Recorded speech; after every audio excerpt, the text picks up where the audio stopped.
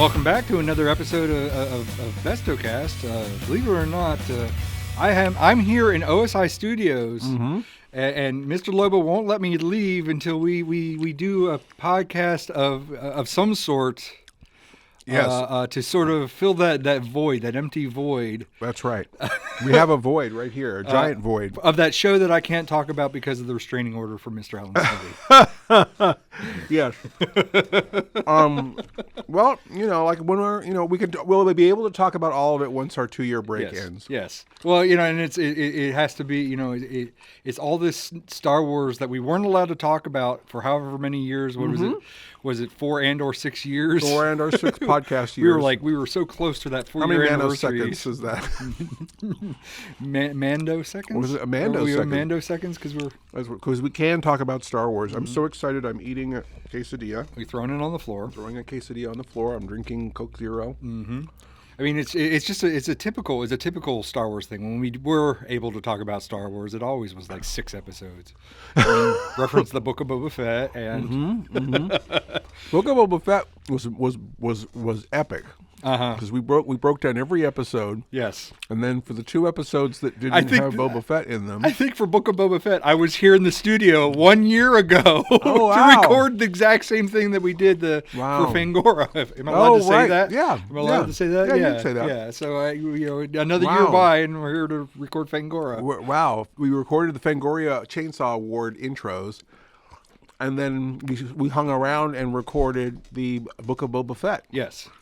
And then we left 2 episodes out so that we could parody the fact that 2 of the episodes of Book of Boba Fett were really about the Mandalorian. Right. And no one understood our joke. Yes. Lots and lots of comments of what you... What happened to Paul and Mr. Lobo? Who are these guys? Why'd you bring these randos? Why is that one guy always like negative? I thought it was great. Anyway, it was funny. Yeah, it was funny. I mean, we were just talking about like non-jokes, and there's one of our non-jokes. I mean, I thought, what better way to make a point about it than to just do it with our own show, right? And I don't even remember, did we do that by design or did we do that by chance? I can't even remember if we did that. No, we did by design. We do it by design. Yeah. We left those 2 episodes out on purpose. On purpose, and then we had Joe and Tony. Because I kind of feel like we talked about it and those episodes weren't out yet. And we didn't record it. We were going to go back and record those 2 episodes and then the finale.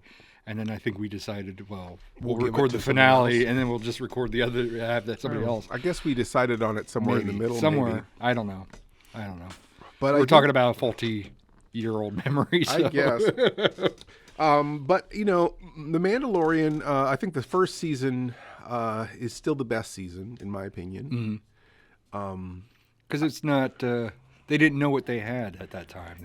Stop making noise over there! And because it didn't have this pressure of carrying the whole, franchise on its shoulders. Right. And it didn't have a lot of corporate meddling. Right. And I think you're starting to see the machinations of Disney kind of, forcing things upon them. And I think that's probably why we had those 2 Mandalorian episodes in the middle of Boba Fett, was because of corporate meddling. At least it kind of smacks of that. I think the whole Book of Boba Fett was just corporate meddling. And then the second, kind of feel the second episode, the second season of Book of Boba Fett seems like, okay, we have this thing that's a hit. Let's try to seed as many franchise spin-offs as we possibly can. Let's Marvel the shit out of this. So they set up the Ranger show, which didn't happen because Captain Thunder Thighs went on a crazy rants on Twitter and they canceled her. Can people just be nice? No. I mean, we can't be nice. I guess we're losing Kang now because they can't be nice. We lost Rick out of Rick and Morty because he can't be nice. Can people just be decent people? I think it's interesting because I don't know how, in a world where information flows freely, that you think you can get away with being super abusive and negative and it not coming back to you in some way. But to be fair, Cara Dune didn't. I mean, she probably hit a lot of people in the ring in her MMA fighting, but I don't think that Cara Dune didn't hurt anyone physically. She just said a lot of mean shit. That's true. But so they kicked her off of the show, and so they were going to do this Rangers show, right, with her, and that her and the two cops, right, Rescue Rangers. Did they spin that into something else? Yeah, that's right. And then it was Dave Filoni, and I always call him Ranger Guy Dad, but the guy who's there's a Canadian sitcom with a convenience store owner, and he's the convenience store owner in that sitcom. But I can't remember what his name is. But anyhow, so they have him. They were all going to have this Ranger show. That didn't happen. I guess Boba Fett did spin off from season 2 of Boba Fett. Mm-hmm. Which season 2 of Mandalorian. I mean Mandalorian. Gosh darn it! Yes, from season 2 of Mandalorian.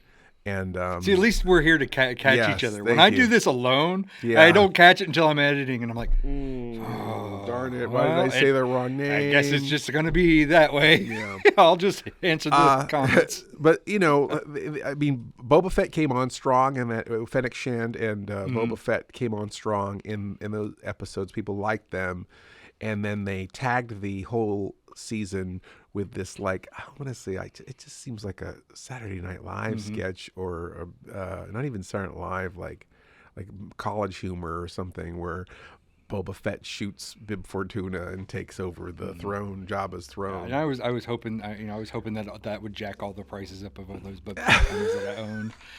I think it did the opposite, actually. They made a fat Bib Fortuna from the Book of Boba Fett. Oh, too. wow. Yes. Hilarious. Oh, man. You would think that would raise his real estate a little bit, but oh, well, no one loves Bib Fortuna. That's a shame. Yes, but the anyhow, next spin-off, nobody loves Fortuna. I kind of thought that, speaking of people getting canceled, they wanted to do a show with Darth Maul. Mm-hmm. And Ray Park, who was Darth Maul, had a similar thing where some, I guess, unflattering or ugly things about him came out over Twitter also. Right? Isn't it Twitter also? Yeah, yeah.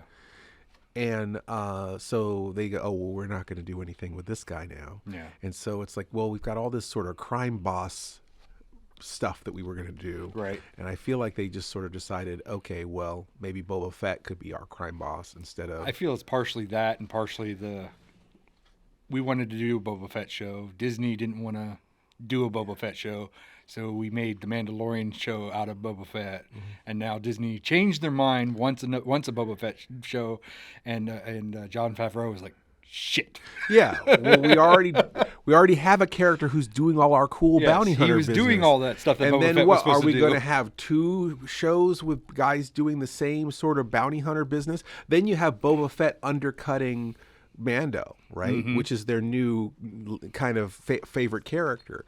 So it's a weird thing. I think the other thing that's really interesting is that Luke Skywalker kind of came at the end of was that at the season 2? End of season 2? Mm-hmm. So Luke Skywalker comes at the end of season 2 and kind of upstages the whole show. Mm-hmm. And I feel like, at least with Book of Boba Fett, they were like, we don't want someone to come at the end and upstage the whole show. Why don't we just have them come in the middle and just upstage the whole show? What? We'll just give them 2 episodes. Yeah. There's no show to upstage when it doesn't exist for 2 episodes. But at least Boba Fett gets to save the day at the end of his own show. Mm-hmm. But that is kind of weird. But those 2 episodes with we talked about the 2 episodes with Grogu going with Luke, and then also him coming back to Mando. Right. You don't have that for season 3. You are out of luck. And I think the whole Darksaber training stuff is all also from that too. Also in that too. So if you come into season 3 and you haven't seen those 2 episodes of Book of Boba Fett, you're missing a lot of important story. You're bogged down watching a bunch and also you have to realize there's a 2-year gap between when that has to be designed by purpose, because it's like, well, this will generate clicks. People will have to go back, even if they only watch those 2 episodes in the finale.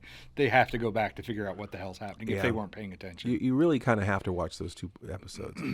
And then so what's interesting is that the season 3 of Book of Boba Fett opens, and we see the covert. Right, mm-hmm. The covert of Mandos, and the last time we saw them, there was 3 of them left. Mm-hmm. Right, they were almost gone. Yeah, and And then at the beginning of season 3, we see we're on this beach and we see all of them, and there's a young kid with long hair, and we're thinking, oh, this is a flashback. This is obviously Din Djarin when he's a kid getting his helmet, and so the armorer comes in and puts this helmet on this little boy, and then suddenly this goddamn monster comes up out of the water, like this giant crocodile, this like megalithic crocodile comes up out of the water and starts eating Mandos like crazy, and they're flying in their jetpacks and they're shooting the monster, and I'm thinking, they're just making up for Andor. They're just trying to show people, oh, monsters and jetpacks and fun and lasers, and so they're having this shootout with this giant monster, and you're like we don't have the budget for Andor. or we want this for Andor, but let's cut the budget for Andor and put this over here on this show. and then suddenly the ship from the prequels that that Mando flies with Grogu. Right. What is that thing called? Yeah. The Naboo fighter. Naboo fighter. The Naboo fighter. It's like the N-16. The Naboo fighter flies in with Mando and Baby Yoda, and they start shooting at the monster. And you realize, oh shoot, we're not in a flashback. This is happening right now. Enough time has passed that the covert has actually grown back again, and they have more Mandos now. They have more foundlings. So that was kind of exciting because it sort of like played with your expectations. At least for me, I really thought I was in a flashback, and you were expecting like, okay, there's going to be some more dry backstory about Din Djarin as a kid, and okay, yeah, all right, a bunch of ceremony, and then it's just monsters and lasers and ships flying in and bombs going off and body parts flying everywhere. Yeah, it was great. It was great, and it was like I was just cheering. And then when they start training Grogu, all that was really, really nice. Like I really thought they kicked that season off, even though it was a short episode. I thought they kicked the season off really well. I was very excited to see where it was going to go. And you haven't seen it at all yet, so I'm totally spoiling this for you. But honestly, that happens in the first 10 seconds with the monster. So I can skip the first 10 seconds. We're good. Just completely skip. That's fine. What's interesting about it is that I felt like it came that the series came on strong. Season 3 with a lot of fun and action and characters, a lot of cool droids, cool monsters. We get to meet all our favorite characters again.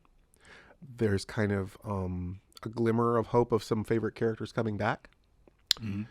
And in the second episode also, we get to check in with some of our favorite characters. But what's exciting about the second episode is that everything that we thought was going to take them forever to do, they pretty much take care of pretty early. Now let's move forward. I'm not saying I'm not giving anything away, but I'm just saying like a lot of the things that they set up in the first episode of the third season, oh, we're going to do this and do this and do this, they get there pretty fast. So then you're kind of like off the map. You're like, well, what is even happening now?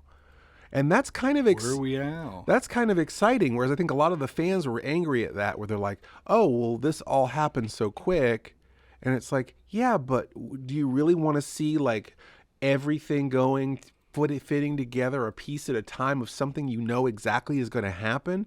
This is actually surprising. I wasn't expecting them to do this so early, and now we're off the map.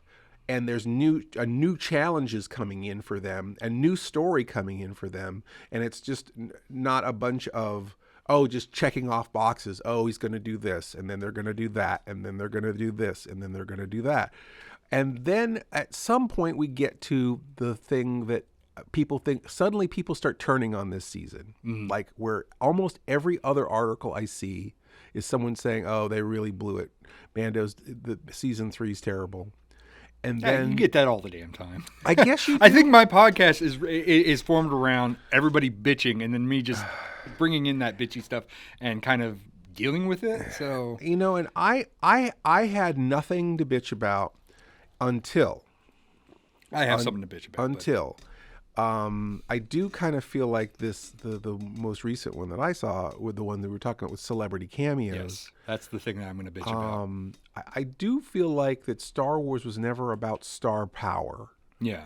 And then also too, when you feel like someone gets a role in something as precious as Star Wars, how many people would give their left arm, right hand? There's a whole like the 501st cosplay group that would give their body armor to be in that. You know, how special was it where it was like what R2KT, and the first time we finally see that in a film, and that was around for how long? Yeah, and you never thought that would be something in a film, but then we kind of get something, you know, where you know, I sent a list over of names where it's like, you know, I've stayed away from the season. I've stayed away from as many spoilers as I could. I'm sorry, I spoiled it a little bit for you today. But and it's Disney that's specifically going out of their way, going, oh, how about Jack Black in this episode? Yeah. How about Ahmed Best in this episode? Oh, how about Lizzo? Oh, how about Christopher Lloyd? Oh, how about Steve Bloom? Which, you know, I will give Steve Bloom because he does the voice of one of the characters. I can't think of it right now. From Rebels, and Ahsoka is leaning towards Rebels, so that makes sense that character's coming back. Ahmed Best makes sense to me because he got shit. He got a raw deal. It was great to see a redemption for him. But Jack Black, Lizzo, and then when I saw like Christopher Lloyd, I'm like, really? Like, is this just like is this just going to be the celebrity of the week? The Star Wars holiday special? Yeah. We got to dig up Harvey Korman? Like Batman, yeah. Or is it like Batman where you have like the special guest villain? Yeah, we're going to get Vincent Price as Eggman. As Egghead? No, Eggman from Sonic. Oh, okay. Right. We don't want to. Vincent Price is Eggman from Dr. Eggman from Sonic, of course. But yeah, I mean, the thing is that I'm not against there being celebrities in episodes. Because you had pointed out where it's like, well, you know, you got Mace Windu in the prequels, which I never really thought about that because I was like, I don't know if I would have considered Samuel L. Jackson being a celebrity. At the time that those prequels were made, but I guess he was a celebrity. I guess because I think like Snakes on the Plane was out by that time. Die Hard 3, Pulp Fiction was totally out by that time, and so it was very hard. Because Coming to America was way out before that. You keep expecting Samuel L. Jackson to do something, right? Or at least say motherfucker. It's the lightsaber that says "bad motherfucker." But I just because he is who he is, you kind of expect him to do more. So kind of the same with Christopher Lee to a certain degree too, because you don't get enough Dooku. I don't think. Right. I feel like both of those are almost sort of like. They're sort of side characters, and you kind of feel like you get them in like the expanded universe, but you get the expanded universe, and that's not really them. No, that's their image, their characters. Their character. I guess with Christopher Lee, it kind of makes sense because you had Peter Cushing in the originals, and I guess it also sort of makes sense because Billy Dee Williams was sort of a leading man and famous. So I guess Samuel L. Jackson. I'm young enough that I would only ever know Billy Dee Williams from Star Wars, from Empire. Right? That's all I would know. Not like Lady Sing the Blues or anything. I don't think I've ever seen that movie. So you know, that's the thing is that people forget. I guess to a certain degree that, and if you're a kid, obviously those characters are just those characters. I mean, I would say I would classify the same with Alec Guinness or Dave Prowse or Tarkin, Peter Cushing. See, but David Prowse, nobody knew who David Prowse was. Right. And you know, a lot of Star Wars made a lot of those people famous. Harrison Ford wasn't Harrison Ford yet. Wasn't Ford. James Earl Jones. James Earl Jones wasn't James Earl Jones. Carrie Fisher. The biggest name in it was Peter Cushing. And probably Alec Guinness. And they weren't draws. They weren't marquee value. Yeah. You don't go see a movie, unless you're like a Hammer horror fan or something. You don't go see a movie just because it's got Peter Cushing in it. But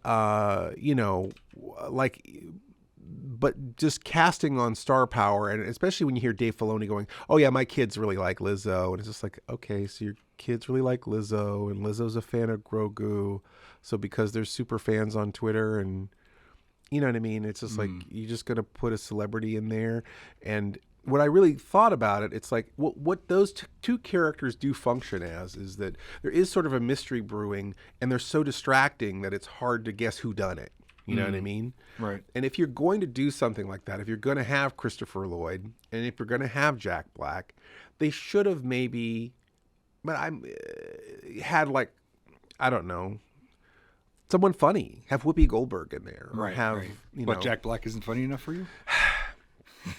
I feel the Jack Black casting is that they knew that this was coming out around the time of Mario Brothers. Yeah. And this that episode dropped this week, which is also the week of Mario Brothers. Yeah. Last week, I guess I should say. Yeah, and I think right now, that they feel like the Disney Plus subscribers are dropping, and then it's like, okay, let's put some celebrities in here, and then probably they just, since they had to put celebrities in there anyway, they went, okay, well, my kids like Lizzo, I'm going to put Lizzo in there, and it's like, okay, well, we're going to calculate this with the Mario movie, we'll put him in there, and you know, Christopher Lloyd.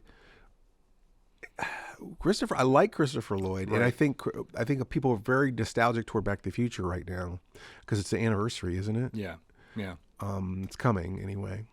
No, because it's 85 is the anniversary, so we're 2 years away from Back to the Future anniversary. But people have been very nostalgic about Back to the Future lately. I think a lot of it, the nostalgia was that we just recently hit like the time period of Back to the Future 2. Yeah. So I think a lot of the nostalgia was driven.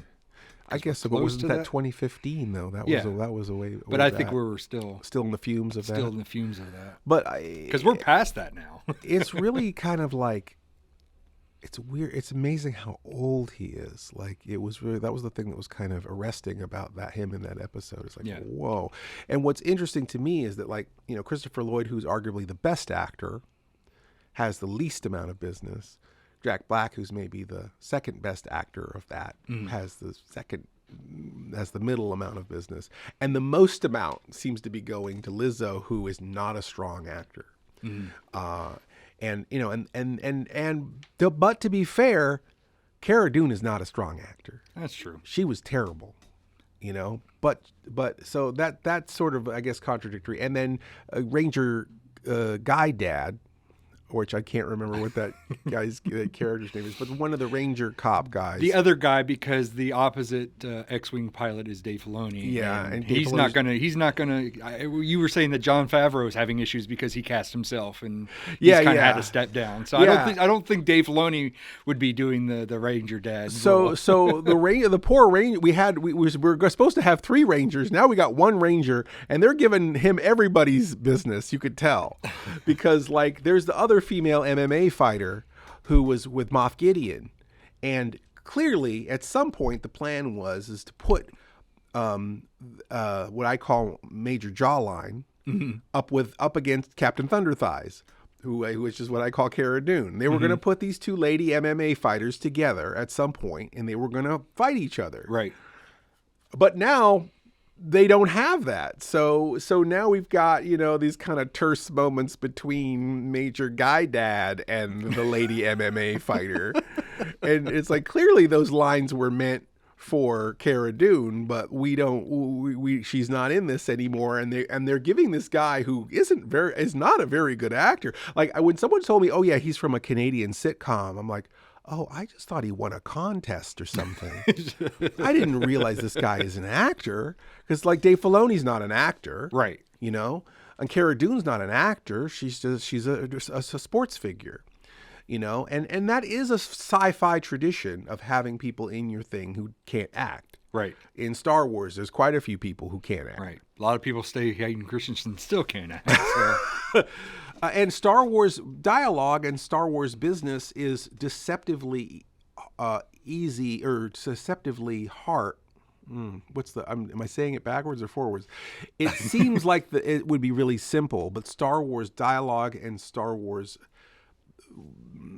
reality is hard to perform in and make it seem like good acting. Right. You almost have to be twice as good an actor to make that dialogue work, or to make those situations seem like they have any real gravity to them. Right. Isn't it like Alec Guinness or something like that? There was one of them that famously would be like, you know, what the hell is a Wookiee or whatever, you know, when they would have to make that believable. Alec Guinness did not like Star Wars. He didn't understand it. I think it was a paycheck for him, and he really regretted that was the thing that people appreciated the most of his career. But they needed a real actor to give that nonsense gravitas, and he did. Right. He at least he went in there and did his work, and so did Peter Cushing. I mean, those two are making that world feel real. When you have someone who is just and obviously there for celebrity appeal, it takes you out of it. It doesn't make the world feel real. They're not adding any gravitas to anything. They're taking all the gravitas away.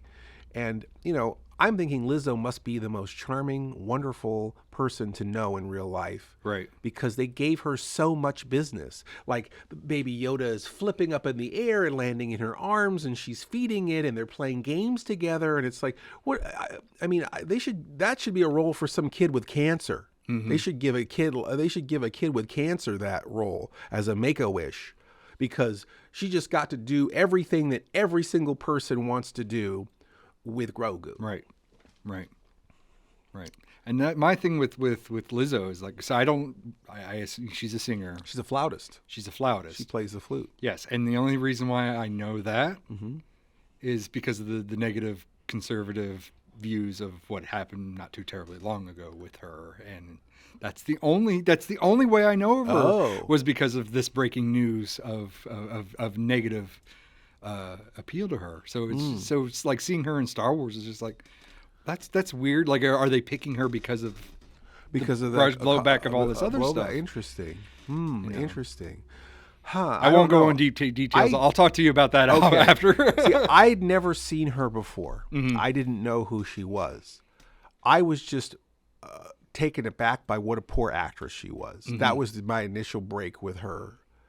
And then Dixie told me who she was, and then I looked up who she was, and then I realized she was a flautist. Right. So, what was that right? No? Didn't you know who she was? You didn't know who she was either.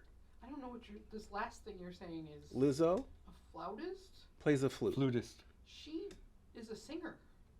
She plays the flute too? I don't have a clue about that. She does hip hop. She plays the flute. That's her instrument. I don't. Okay. I don't know anything about it. Okay. Say hi, Dixie. You're throwing me for a loop. Say hi, Dixie. Hi. Well, maybe you said she's a singer, and then I looked up, and it said she was a flautist. Yeah, that's to me. See, that's what I thought. She was a singer. And there's flute music in those scenes that she's in. Yeah, and she might be playing the flute in those scenes. And the negative thing comes from a flute incident. So. Oh, okay. Yeah. Interesting. Well, I didn't know anything about that. What's interesting to me is that they were saying that they wanted two eccentric characters to be the king and queen for this sort of Alice in Wonderland type thing that was happening above ground while Din Djarin and Bo-Katan go on this sort of crime drama underground.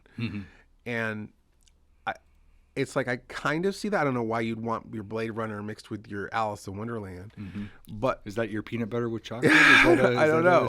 I kind of thought they were making fun of Disney. I almost feel like it was their signal of Disney is making us do this. This place looks just like Epcot.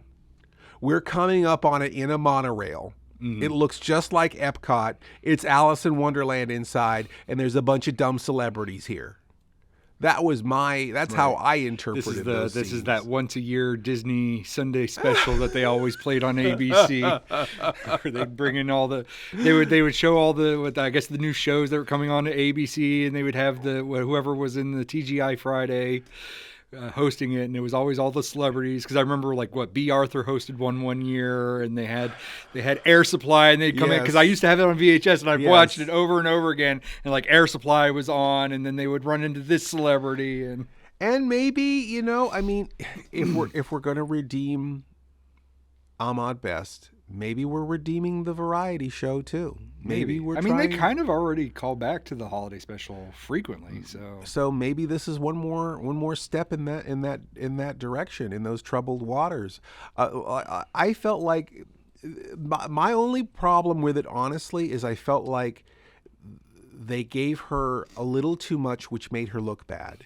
If they were as careful with her as they were with Baby Yoda in the beginning, You know, Grogu in the beginning, the child in the beginning, the asset, it was like you get a little glimpse of him or maybe a little turn of a smile, maybe, most of the time frowning. There was so much reservation. They didn't want to give you too much because they didn't want to push it too far.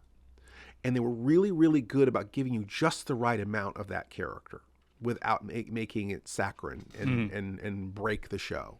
And with this, it's like, it doesn't make her look good. They've given her so much words that she, obviously she knows the words she's saying, but she's not emoting. She's not putting any sort of acting into those words.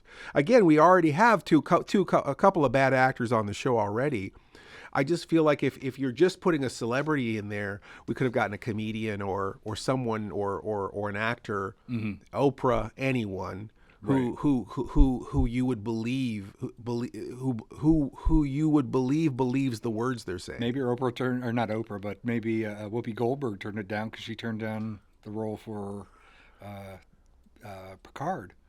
Oh, but then again, the role in Picard, she's was it Gideon? She's never supposed to age anyway. Guinan, yeah. She's never supposed to age anyway. But I guess they approached her at least to do a voice or whatever, and I think she turned it down. Interesting. I thought she was going to be on that season of Picard for sure because all the Star Trek people were on The View. Yes. So she had all the everyone from Star Trek on Next Generation on The View, and they did a marvelous. I mean, I almost brought me to tears, like the stories and the camaraderie and the love between all of those people from Star Trek The Next Generation, seeing them all with Whoopi and them all together and them all swapping stories. I would have sworn that was going to go the other way where she was going to be on Picard. Right. Wow. Maybe she appears later on or whatever, but I know the episodes that she was in that she didn't want to be in. It was a different actress. Interesting. But but then again, she's not supposed to age, so they would have to do CGI or something on her. Yeah, they could de-age her. If they can de-age Harrison Ford, they can de-age anyone. I don't know anyone. Luke Skywalker. Who's got more crag than Harrison Ford? Who's more aged looking than Harrison Ford? I think they did a pretty good job de-aging him. So, why you don't always have to have necessarily a reason why, but I guess in my particular case, it did kind of take me out of it when we've got 3 pretty big celebrity cameos all in the same episode. See, and I didn't know it was the way that it was coming up on my feed. I thought it was 3 different episodes, and I'm like, 3 episodes is kind of a lot. I think if it's on a single episode, that might be a little bit more easier to swallow. It's a single episode, and honestly, if I'm going to play devil's advocate, I thought about it afterwards, and I'm like, well, they are trying to solve a mystery. If those other 2 characters weren't there, it would be kind of like much more easier to figure out who done it. You know, as far as the mystery goes.